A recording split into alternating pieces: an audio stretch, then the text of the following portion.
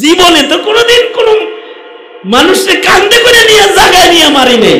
হের মরার জায়গা তো লেখা আছে অমুক জায়গায়, বয়ে রয়েছে আপনার এখানে, তাই এর দিকে চেয়ে রয়েছি, তারা দেখতেছি। আল্লাহ কয়া হা ও তো জায়গা মতো গেছে গা। কেমনি গেল? আপনি যে তার দিকে তাকিয়ে ছিলেন ওই সময় ও আমার কাছে দরখাস্ত করলো, ওগো সুলাইমান পয়গম্বর আমাকে অমুক জায়গায় পাঠায় দেন। মরণে ওরে টাইম হয়ে গেছে। दो चीज आदमी रा कशद जोर जोर एके एके आवेदान दिगर खा के गोर। মানে কবরের মাটি মানুষকে আকর্ষণ করে। মনে রাখবা আল্লাহ মরণ যেখানে লিখে রাখছে সেখানে মরণ হবে, আল্লাহ যেখানে কবর লিখে রাখছে সেখানে কবর হবে। যখন তোমার মরণ লেখা আছে সেভাবেই তোমার মৃত্যু হবে। ইদা জাআ আজালুহুম লা ইস্তাখিরুনা সাআতাও ওয়া লা ইস্তাকদিমুন। এ মুমিনের মওতের ডর থাকে না। হযরত খালিদ ইবনুল ওয়ালিদ মরার লেগে প্রস্তুতি নিয়ে জীবনের শেষ ভাগে লৌহ বর্ম ছাড়া যুদ্ধ করছে। কি লেগে? একটু আল্লাহর রাহে মরে যায়। এজন্য জীবনের শেষ ভাগে যত যুদ্ধ করছে কোন যুদ্ধে লৌহ বর্ম ব্যবহার করেননি, যেন তীর ডাইরেক্ট লাগে, লোহায় না ফিরে। উনার ইচ্ছা তো শাহাদাতের মত। এজন্য লৌহ বর্মবিহীন কোন ইতিহাস লেখে জীবনের কিছু যুদ্ধে উনি ঢাল ছাড়া গেছে, শুধু তরবারি লয়ে গেছে, ঢালও নিছে না, লৌহ বর্মও নিছে না, ঢালও নিছে না, সোজা একখান তরবারি লয়ে গেছে। কিন্তু মরণ তো উনার লেখা নাই। এ কারণে যুদ্ধে লৌহ বর্ম পড়ে যারা গেছে তারা শহীদ হয়েছে, কিন্তু খালিদ ইবনুল ওয়ালিদ শহীদ হয় নাই।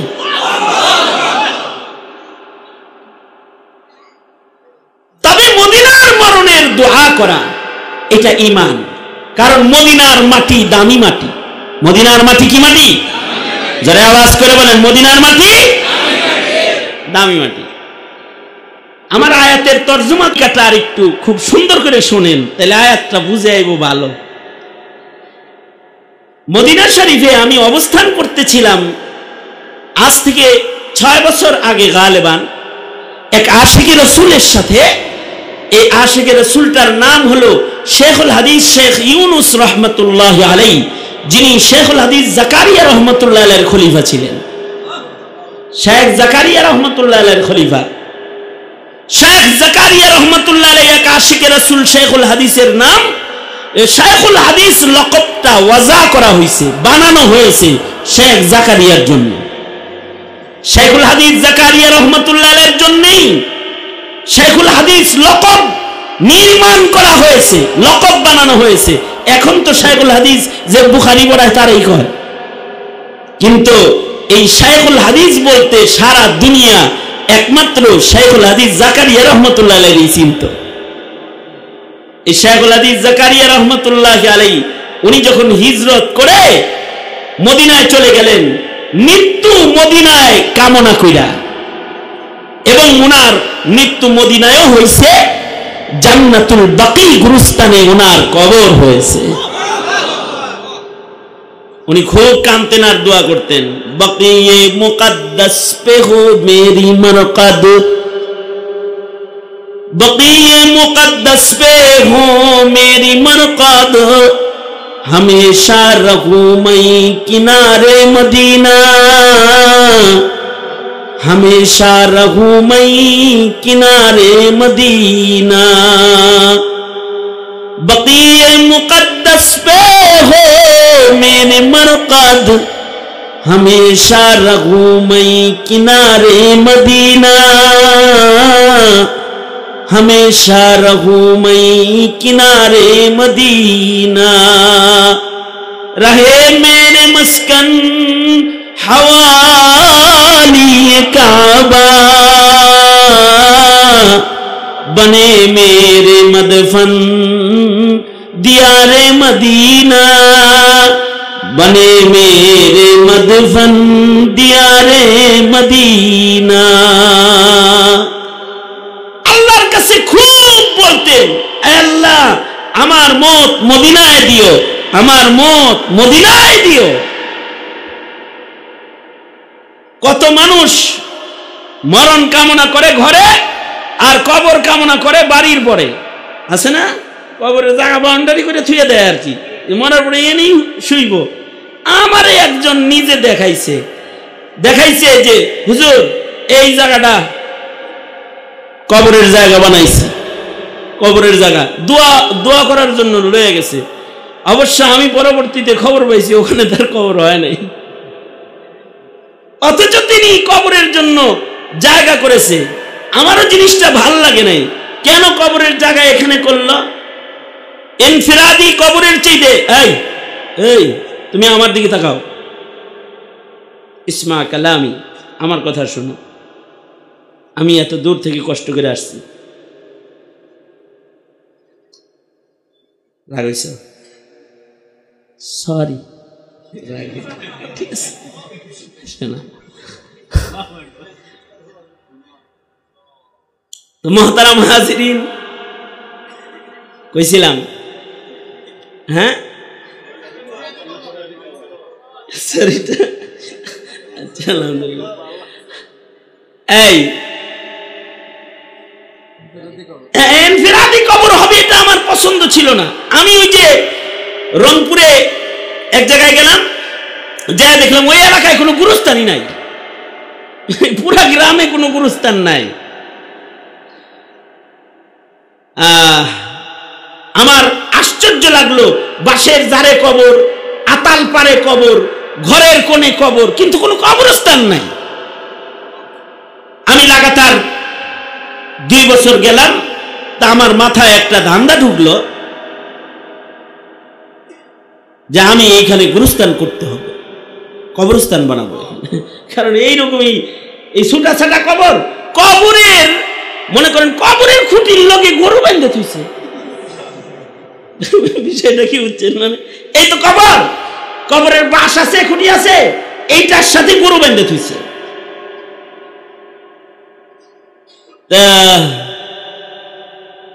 আমি ওখানে যে মসজিদে ইসলাহি মাহফিল করলাম 3-4টা, এলাকার মানুষ এরকম মসজিদে জড়ো হয়, আর আমি ওখানে বয়ান করি। বয়ান করে সবাইরে বুঝাইলাম, দেখেন ভাই, একা একা থাকলে, একলা থাকলে কিন্তু বাইরে বাইরেটা জুত মতো হয়। মনে করেন এই যে আমরা দলবদ্ধ আছি, এনে এত পুলিশ বাইরে আরাম পাইব না, কিন্তু আপনার রিমান্ডে নিয়ে যদি একা পায় আপনারে বাইরে আরাম পাইব না।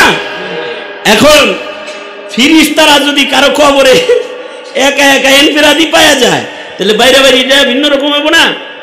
হ্যাঁ, তাই আমি বললাম, দেখেন ভাই, এরকম ইনফিরাদি কবরে ঝামেলা আছে।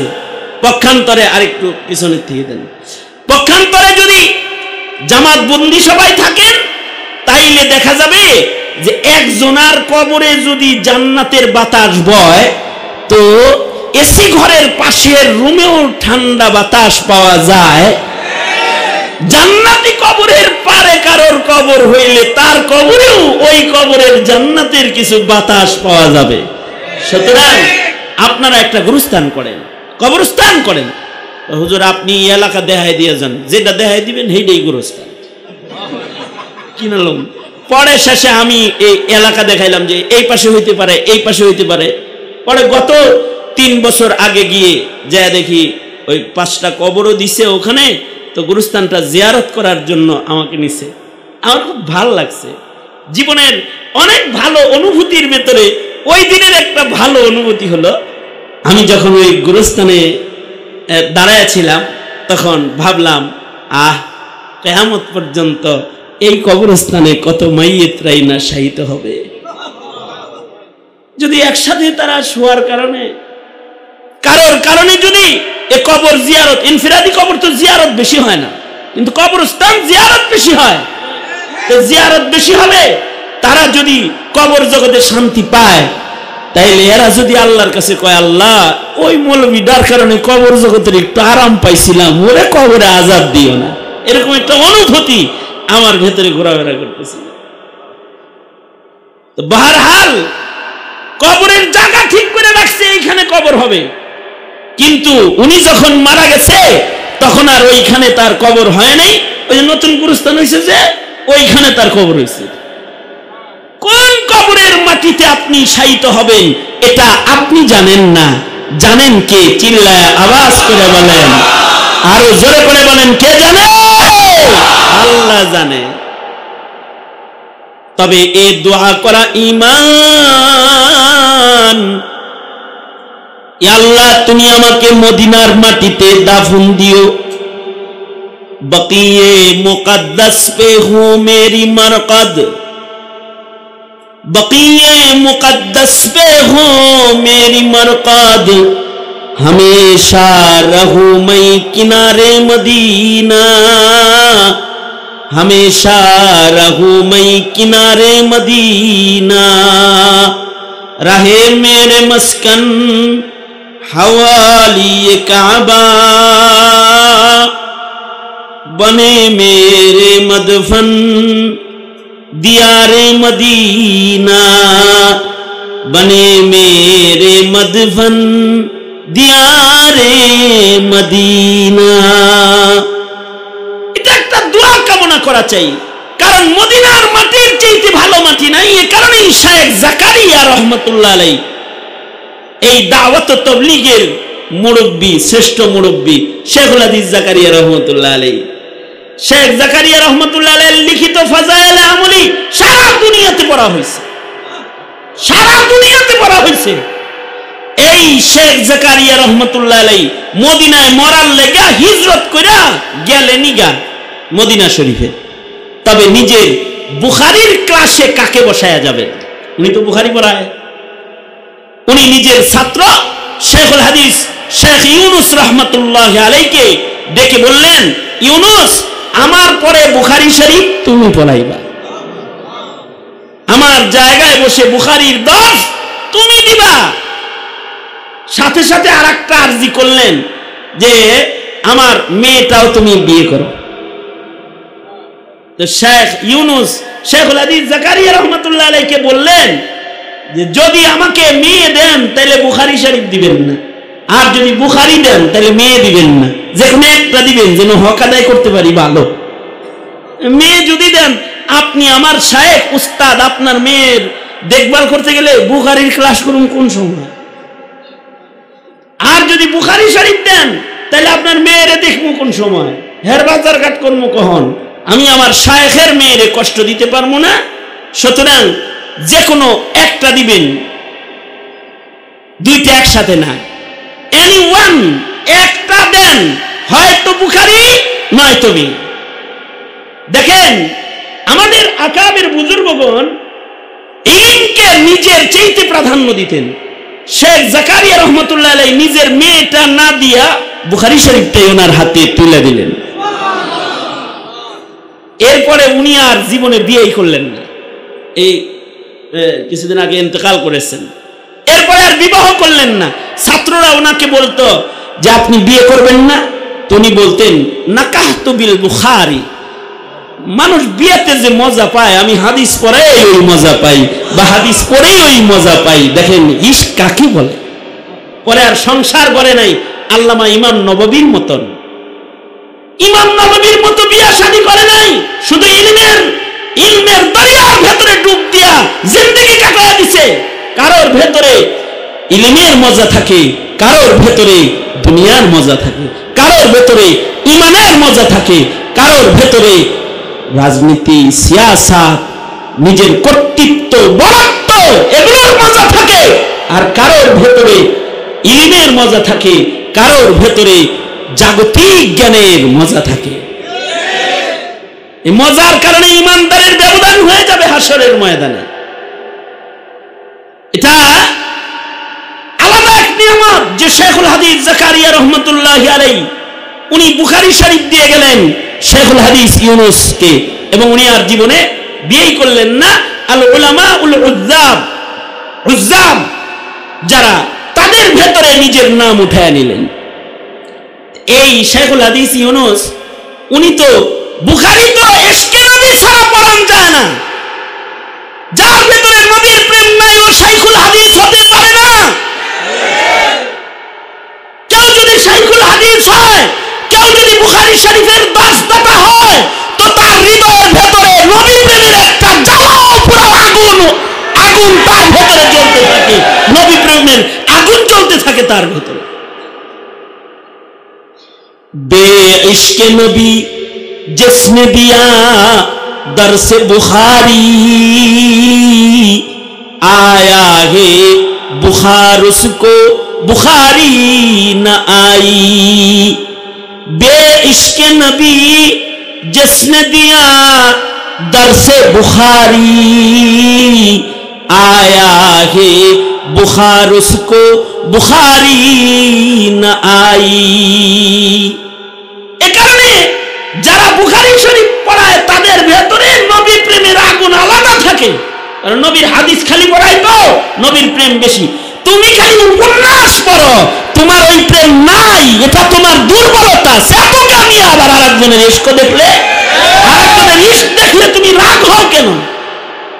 এটা বুখারী পড়ায়, এই কারণে ইশক বেশি।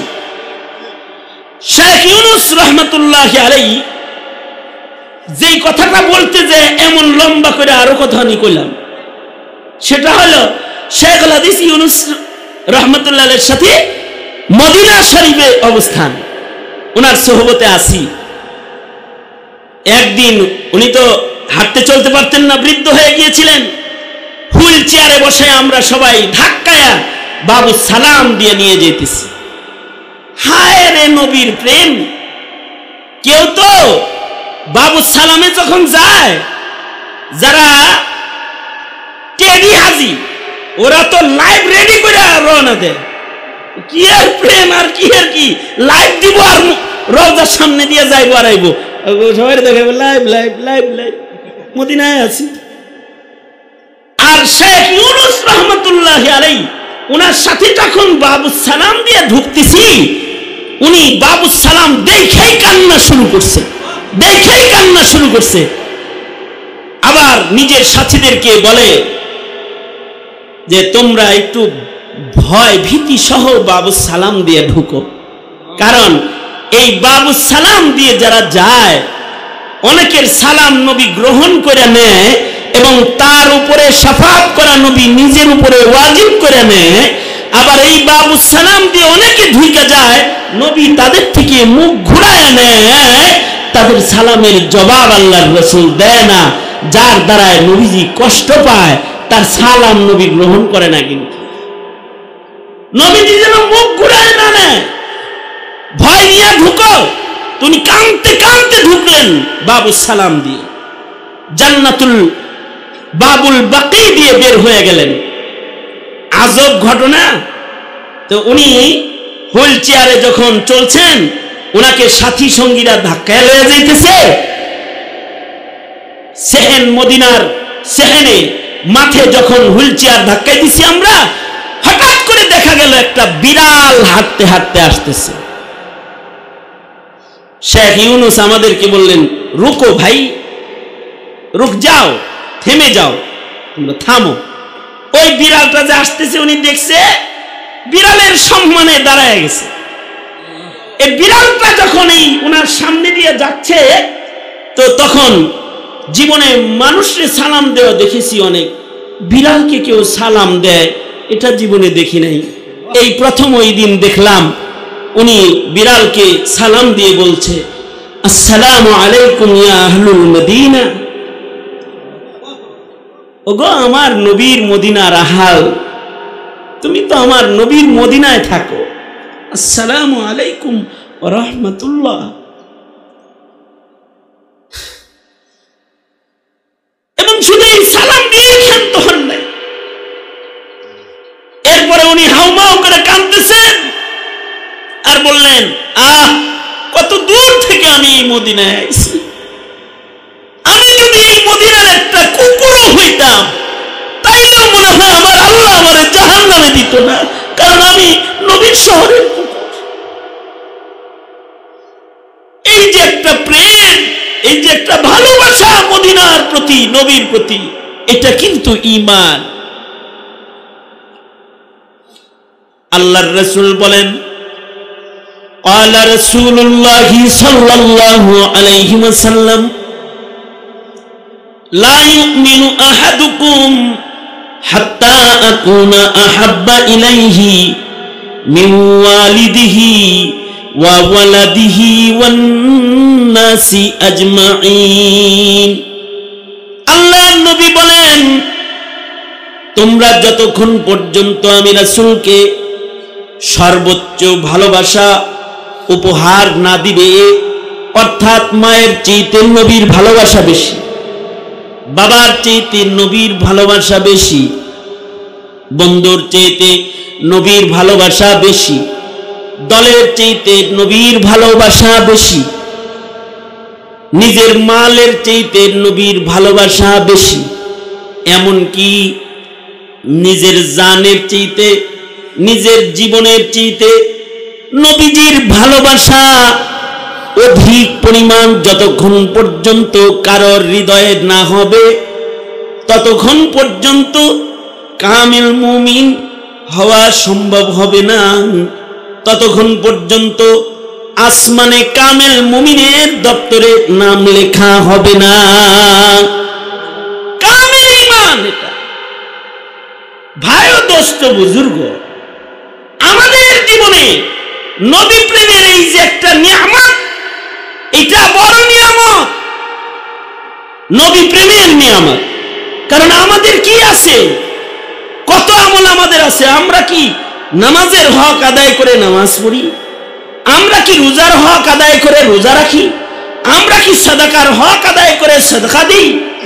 আমরা কি শরীয়তে ইসলামের প্রতিটি বিধান হারফান মেনে জীবন যাপন করি? আমাদের এই আমল দিয়া জান্নাত আমরা কেমনে কামনা করব যদি না আল্লাহর রাসূলের শাফাত আমাদের না হয়, যদি না আল্লাহর রাসূলের হাতের হাউজে কাউসার আমাদের না হয়? আমাদের জন্য নবীর প্রেম এইটা তো নাজাতের একটা বড় সামান। এই কারণে নবী প্রেম এটা সর্বোচ্চ হৃদয়ে রাখবা।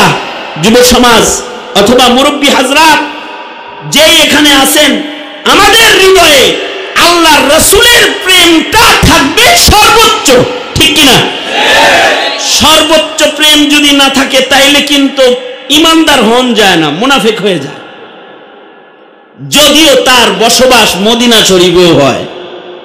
আপনি মনে মনে ভাববেন যে আমি তো দ্বিতীয় বৃহত্তর বাংলাদেশে বসবাস করি, আমার নামের শুরুতে মুহাম্মদ লাগানো আছে, আমাকে কবরে নামাচ্ছে হুজুর রাজা নাজা বইডা, আমাকে কবরে দিতেছে বিসমিল্লাহি ওয়া আলা মিল্লাতি রাসূলিল্লাহ বইলা, আমি মুসলমান না তো কে মুসলমান?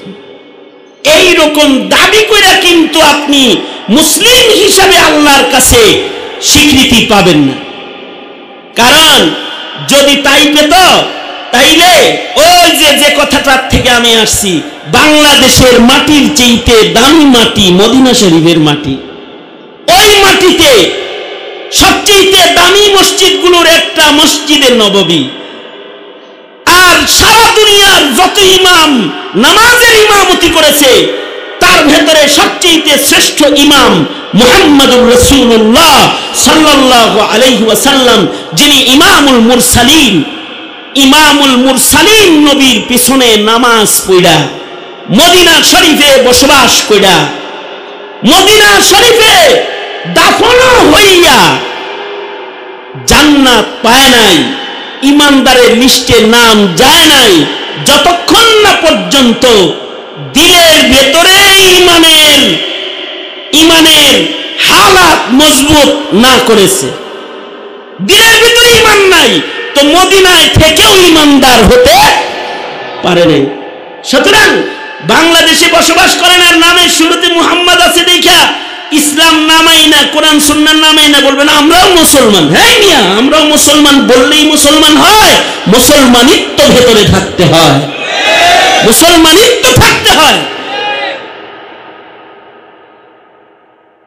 আব্দুল্লাহ ইবনে উবাই ইবনে সুলুল মুনাফিকদের লিডার সর্দার আব্দুল্লাহ ইবনে উবাই ইবনে সুলুল মারা গেল। আল্লাহর কি কুদরত, লাদি ভরা শরবত, এরকম কয় না, কত কি আল্লাহর কি কুদরত, লাদি ভরা শরবত, কুশলার কি গ্যান্ডারি আর কি চতুর্দিকে শক্ত ভিতরে শরবত। আল্লাহর কি কুদরত, হে তো মুনাফিক, কিন্তু তার ঘরে আল্লাহ তাআলা একটা সাহাবী দিছে। সুবহানাল্লাহ বলেন। বাপ কিন্তু কাটটা মুনাফিক, মুনাফিকদের লিডার, তাও ছেলে হইল সাহাবী।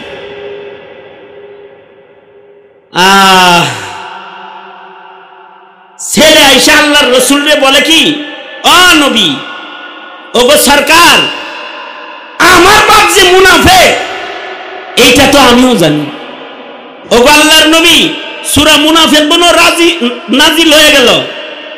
ওগো আল্লাহর নবী, আপনি যদি অনুমতি দেন তাইলে আমি মুনাফিক বাপের কল্লা টাকাইটা আপনার কাছে লইয়া আসি। কারণ আমি তো আমার বাপের চাইতে আমার নবীরে কোটি গুণ বেশি ভালোবাসি, কোটি গুণ বেশি ভালোবাসি। আর আমার বাপে নবীর দুশমনি করে।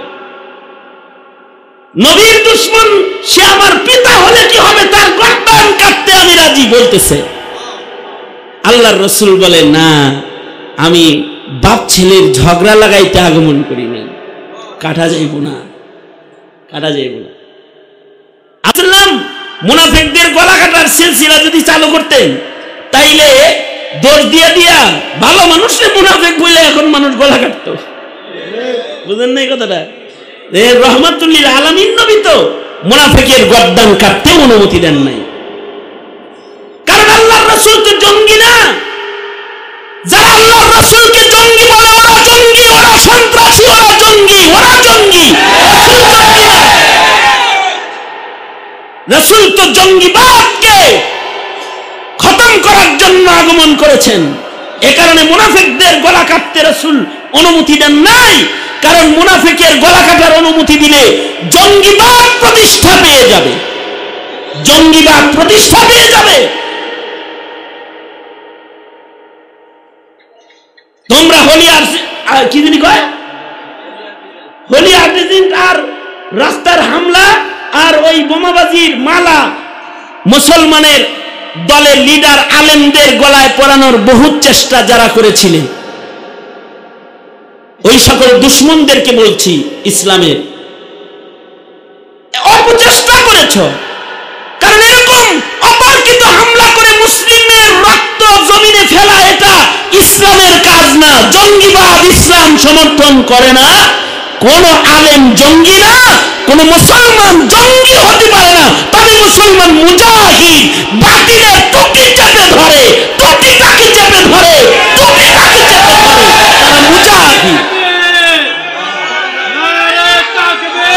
মুহতারাম হাজিরিন, তবে কোন মুসলমান কি না, জঙ্গি না, মুসলমান জঙ্গি না।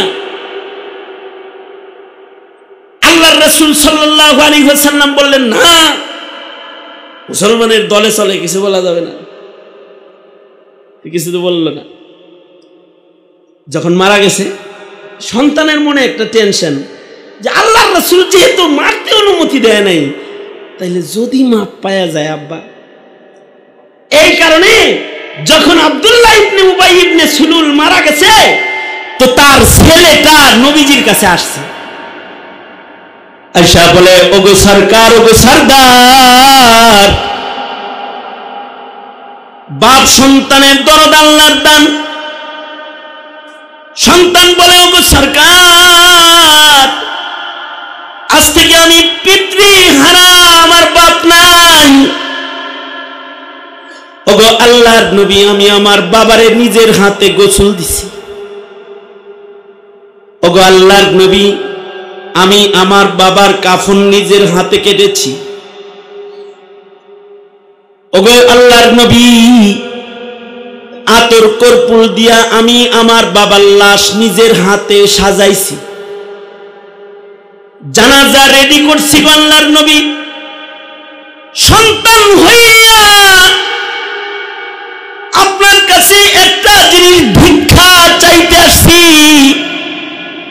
ওগো সরকার, আপনি কি আমার বাবার জানাজাটা একটু পড়ায়া দেবেন? আমার মন বলে রহমাতুল লিল আলামিন নবী যদি আমার পিতার জানাজার নামাজের ইমামতিটা কইরা দেয়, তাইলে হইতে পারে রহমাতুল লিল আলামিন মুহাম্মাদুর রাসূলুল্লাহ সাল্লাল্লাহু আলাইহি ওয়াসাল্লামের জানাজার বরকতে আমার আব্বাকে আল্লাহ মাফ করে দিতে পারে। ওগো আল্লাহর নবী, আপনি কি একটা সন্তানকে তার বাপের জানাজা ভিক্ষা দিবেন? হাবিবে কিবরিয়া মুহাম্মাদুর রাসূলুল্লাহ সাল্লাল্লাহু আলাইহি ওয়াসাল্লাম সাহাবীর দরখাস্তে কাবু হয়ে গেছেন। আল্লাহর নবী আব্দুল্লাহ ইবনে উবাই ইবনে সুলুলের হাত ধরে আল্লাহর রাসূল মুনাফিকের লাশের সামনে যায় দাঁড়ায় গেছেন। আল্লাহর নবী জানাজার নামাজও পড়ায় ফেলেছেন। সরওয়ারে দু আলম নবী জানাজার নামাজ শেষ করে এখনো পর্যন্ত জানাজার মাঠ ছাড়েন নাই। ইত্য বছরে হযরত জিবরাইল ওহী নিয়ে আগমন করেছে। আল্লাহ তাআলা তার বন্ধুকে ডেকে বলতেছে, একজনে বলল জানাজা ভিক মাংলো আর আবেগে আয়া পড়ায় দিলেন। মুনাফিকের জানাজা পড়াইলেন কেন? দাবিদার মুসলমানের জানাজা পড়াইলেন। আসমানে তো মুনাফিক, ওর নাম তো মুসলমানের লিস্টে নাই। সাবধান, আর কখনো আপনি মুনাফিকদের জানাজা পড়বেন না। এমনকি কোন মুনাফিকের কবরও আপনি জিয়ারত করবেন না।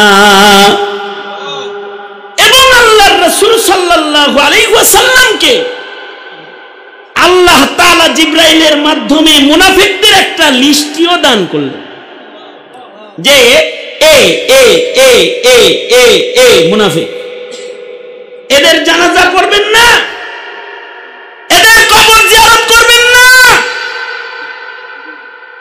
তবে এটা প্রকাশ্যে এলান করা জায়েজ নাই। তবে কোন মৌলবী যদি তোমার কানে কানে বলে ওইটা কাট্টা মুনাফিক, জানাজাও পড়বে না, জানাজাও পড়বে না, এটা এলান করা জায়েজ নাই।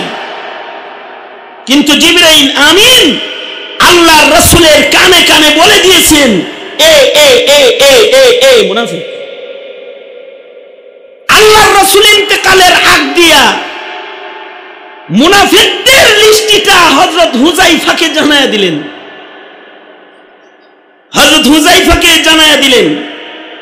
এই যে হুযায়ফাকে যে মুনাফিকদের লিস্টি জানালেন, হযরত হুযায়ফার একটা riwayat আছে। হযরত হুযায়ফা বলেন মুনাফিকদের লিস্টিটা সাহাবীদের ভিতরে কেবলমাত্র আমার কাছেই ছিল। তা আমি সকালবেলায় উঠে দেখতাম মদিনায় কয়টা মুনাফিক জীবিত আছে। আমার ইয়াকিন ছিল মুনাফিকদের আগে আমার মরণ হওয়ার সম্ভাবনা কম, কারণ এই লিস্টিটা আমার কাছে দিয়ে গেছে। আমি জানাজার নামাজ না পড়লে সাহাবীরা জানাজা পড়ে না, আমি যার জানাজা পড়ি সাহাবীরা তার জানাজা ছাড়ে না। আল্লাহু আকবার। ও হযরত আলীর মতো আল্লাহর রাসূল যখন হিজরত করে চলে যায়, হযরত আলীকে বললেন, আলী এই আমানতের মালগুলো অমুকের ঘরে অমুকের ঘরে অমুকরে দিয়ে আসিস সকালবেলায়। হযরত আলী বলে, যদিও চতুর্দিকে কাফেররা দাঁড়ায় রয়েছে, তীর বল্লম সব লইয়া ঘরে হামলা করে আমারে মারতে পারে এখন, কিন্তু আমার কনফার্মেশন ছিল আজকে রাত্রে আলী মৃত্যু হবে না, কারণ রহমাতুল লিল আলামিনের আমানতের লিস্টি আলীর কাছে আছে। সকালবেলায় সবার আমানত যার যার হাতে পৌঁছায় দিতে হবে। আল্লাহু আকবার করে বলে।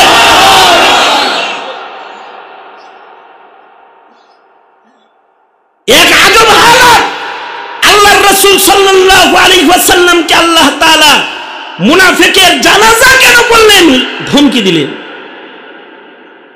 তার মানে কি? তার মানে হলো কল্পনার জগতে বসবাস করো না যে বাবার নাম ইব্রাহিম, মায়ের নাম আমেনা, ফাতেমা, তোমার নাম সুলাইমান, এই জন্য তুমি মুসলমান, এরকমটি কল্পনা করো না। মুসলমানের ঘরে বসবাস করো, এ কারণে তোমার নাম মুসলমানের মতন বিধায়ী তুমি মুসলমান, বিষয়টা তা না। আকাশে যদি মুসলমান হিসেবে স্বীকৃতি পেতে চাও, দ্বিতীয় বৃহত্তর মুসলিম দেশে বসবাস করে অথবা দ্বিতীয় বৃহত্তর মুসলিম দেশের বড় জানাজার নামাজ নসিবে নিয়ে রাষ্ট্রমর্যাদায় জাতীয় কবরস্থানে, শহরের কবরস্থানে জাতীয় মর্যাদায় মিল্লাতি রাসূলুল্লাহ দাফন হইলেই নামটা মুসলমানের খাতায় কিন্তু উঠে না। কিন্তু মুসলমানের খাতায় নাম উঠানোর জন্য কিছু কোয়ালিটি, কিছু যোগ্যতা অর্জন করতে হয়, ঠিক কিনা? এই কথাটাই আমি বলতে চাই। কি কি যোগ্যতা দরকার মুসলমান হিসেবে আসমানে নাম লেখানোর জন্য? আল্লাহ তাআলা আমাদেরকে বলেন, ইন্নামাল মুমিনুনা আল্লাযীনা ইযা যুকিরাল্লাহ,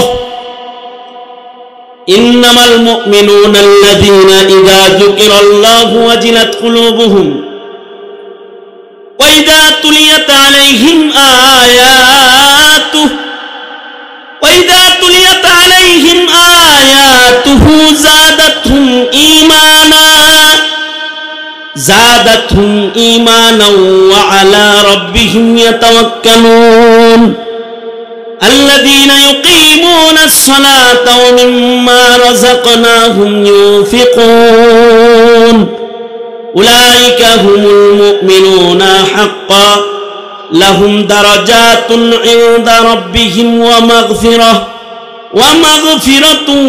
ورزق كريم। আল্লাহ তাআলা বলেন, আল্লাহর খাতায় আসমানে তারাই কেবলমাত্র মুমিন যাদের ভেতরে 5টা গুণ বিদ্যমান থাকবে।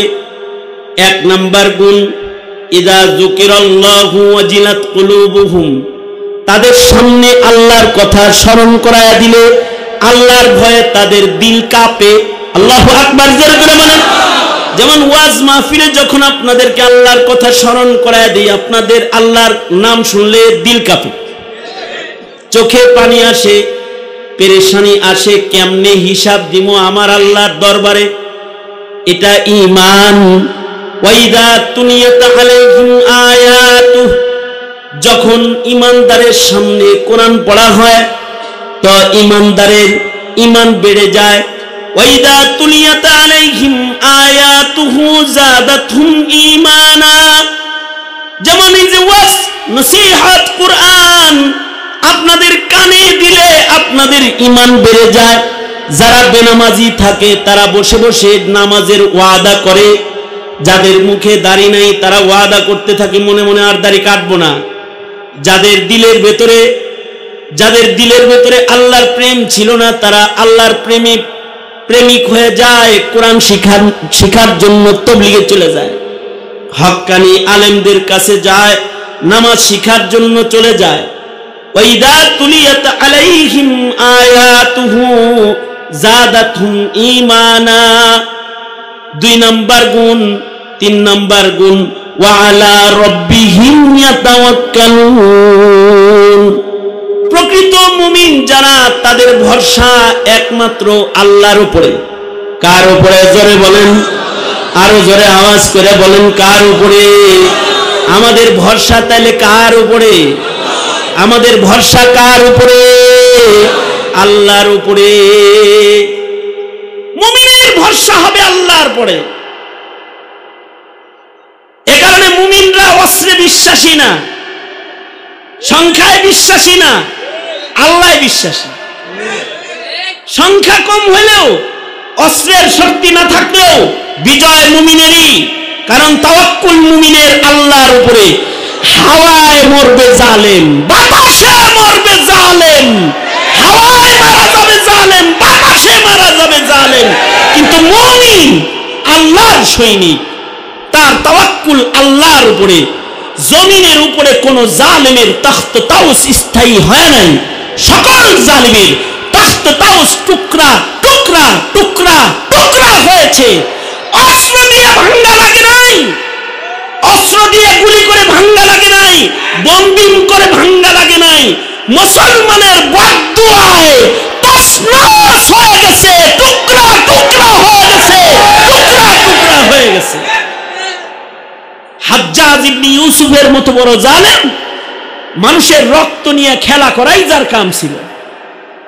যেদিন মারা গেছে সেদিন খালি চিৎকার করছে, মালি ওয়ালি সাঈদ, মালি ওয়ালি সাঈদ, মালি ওয়ালি সাঈদ। কি হইল আমার? সাঈদ কি বদদুয়া দিল, মরে যাইতেছি। তাই যারা আচরণ বিধি সুন্দর করেন না তাদেরকে বলছি আচরণ সুন্দর করুন, কখনো কারোর বদদুয়া খরিদ করবেন না। আল্লাহ তাআলা আছেন, আল্লাহর দয়ায় আপনি বেঁচে আছেন, আল্লাহর দয়ায় আপনার দেহে প্রাণ, আল্লাহর দয়ায় আপনি ইনসান হিসেবে আপনার শান। আল্লাহকে ভুলে যাবেন না কাফের বেঈমানের মতন। আল্লাহকে স্মরণ, বদদুয়া থেকে নিজেদেরকে বাঁচান, আহ থেকে বাঁচান, আহ থেকে নিজেদেরকে বাঁচান। আল্লাহ পাকের গজব জমিনে আনবেন না। আল্লাহর উপরে তাওয়াক্কুল শিখুন, আল্লাহর গোলামি শিখুন। ওয়া আলা রাব্বিহিম ইয়াতাওয়াক্কালুন, এটা মুমিনের সিফাত। মুমিনের 4 নম্বর গুণ, মুমিন নামাজি হতে হয়। আল্লাযীনা ইউকিমুনাস সালাহ, মুমিনরা নামাজি। মুমিন কখনো বেনামাজি থাকে না। নামাজ পড়বেন তো ইনশাআল্লাহ? কারা কারা নামাজ পড়বেন আজ থেকে? আল্লাহ কবুল করেন, জোরে বলেন আমিন। মুমিন সাদাকা খায়রাতে গুণী হতে হয়, এটা মুমিনের গুণ। এই যে আজকে মাদ্রাসায় সাদাকা খায়রাত করেছেন, এটা মুমিনের গুণ। এই 5টি গুণ যদি একসাথে কেউ জমা করতে পারে নিজের ভেতরে, তাইলে তার দাবি করা লাগে না, অটো তার নামটা ইমানদারের লিস্টে চলে যায়। সবাই ইস্তেগফার বলেন, আস্তাগফিরুল্লাহ।